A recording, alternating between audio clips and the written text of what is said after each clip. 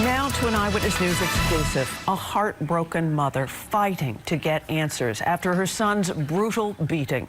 He was left severely injured after he was attacked in Ulster County 6 months ago. The man responsible for the beating sentenced for only a misdemeanor, and the victim's mother claims authorities are withholding information about the case. There is video of this attack, and she wants to see it. So why can't she? 7 on your side, investigative reporter Jim Hoffer here now with some answers. Jim? A mother reached out to us pleading for help following the near beating death of her son. She is convinced the police and the district attorney in Ulster County are protecting the criminal rather than seeking justice for her son. Wake up for mommy. Donna Augustine visits her son Stephen every day since he was assaulted back in May. Stephen, who has 2 young sons, was walking home from work late at night when he was attacked near this Kingston bakery. He doesn't know us. He doesn't respond to anything. Charles Miles, who has a history of drug convictions, pled guilty to 3rd-degree assault for the attack, a misdemeanor for which he is serving just 10 months in the Ulster County Jail. I just can't believe this has happened and these people are allowed to do something like this and get away with it. Stephen's mother can't accept that her son was nearly beaten to death and the attacker only got charged with a misdemeanor assault.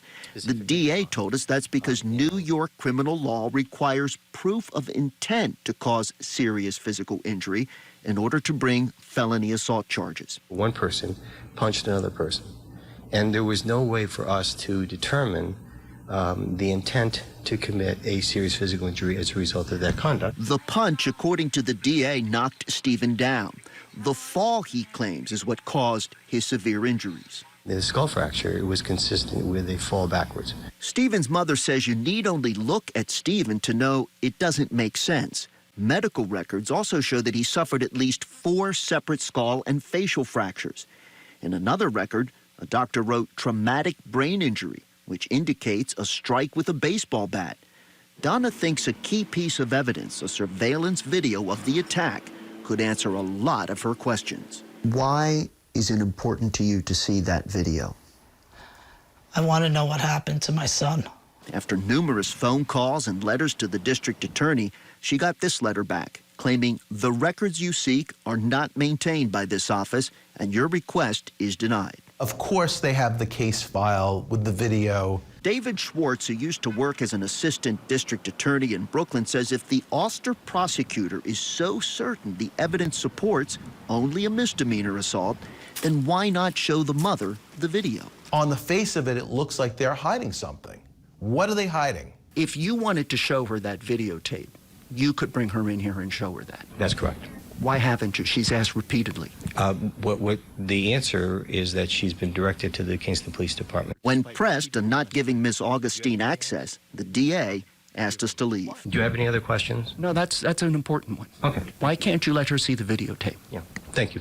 We're done. Stephen's mother thinks her son's attacker is getting special treatment because just weeks after the attack, one of the investigators hinted to her that Charles Miles might have helped the police and DA as an informant. He said that there was a person that was present at the assault that has worked with the police department for many years, and it was very, very trusted. Is Charles Miles an informant? Was he an informant on past cases in Ulster County?